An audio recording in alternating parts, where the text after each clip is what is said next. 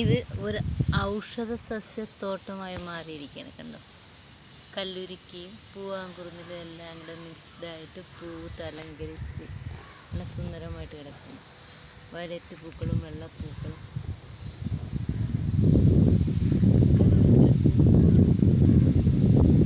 നല്ല കാറ്റുണ്ട്. പൂവാങ്കുറുന്നിൽ ഇത് എത്ര സ്ഥലത്താണ് വ്യാപിച്ചെടുക്കുന്നത്.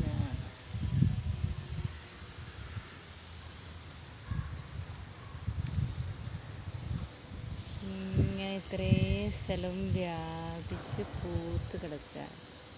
എൻ്റെ പച്ചക്കറികളുടെ മേലെ കൂടെ എല്ലാം ഇത് മനോഹരമായിട്ട് പിടിച്ച് കയറി ഫുള്ള് പൂത്ത് കിടക്കും. നശിപ്പിക്കാൻ എനിക്ക് ആഗ്രഹമില്ല, പക്ഷെ നശിപ്പിച്ചില്ലെങ്കിൽ പച്ചക്കറി ഇട്ട് നന്നാക്കി എടുക്കാനും പറ്റില്ല. കാരണം അത്ര അധികം ആകുമ്പോൾ ഇതിൻ്റെ എല്ലാം വിത്ത് വീണ് ഇനിയും പുതിയ തലമുറ വരിക. ഇത് കളക്ട് ചെയ്യാൻ ആരുമില്ലാത്ത കാരണം സംരക്ഷിക്കുന്നതുകൊണ്ടും നമുക്ക് പ്രത്യേകിച്ച് ഒരു നേട്ടമില്ലാത്ത അവസ്ഥയാണ്. ആയുർവേദത്തെ ഇപ്പോൾ ആർക്കും വേണ്ടാത്ത രീതിയിലാണല്ലോ കാണുന്നത്. അല്ലെങ്കിൽ കോട്ടയ്ക്കൽ പോലുള്ളവർക്ക് കൊടുക്കുമ്പോൾ ബൾക്ക് ക്വാണ്ടിറ്റി ചെയ്യേണ്ടി വരും. അല്ലാണ്ട് ചെറുകിട അങ്ങാടി കടക്കാരാണ് ആരും ഇതെടുക്കാൻ തയ്യാറാവുന്നില്ല. അവർക്ക് എൻ്റെ ആവശ്യമില്ല. ആരും അവർക്ക് മരുന്ന് വയ്ക്കാൻ ചെല്ലുന്നില്ല.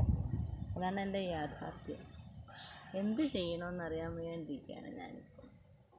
ഇതിനകത്തുനിന്ന് എൻ്റെ വെജിറ്റബിൾസ് എവിടെയെന്ന് കണ്ടുപിടിക്കണമെങ്കിൽ തന്നെ കഷ്ടപ്പെടേണ്ട ഒരവസ്ഥയായിട്ട്. ഇതിനിടയിൽ മത്തനക്കുണ്ട്, മത്തങ്ങ പിടിച്ച് കിടപ്പുണ്ട്.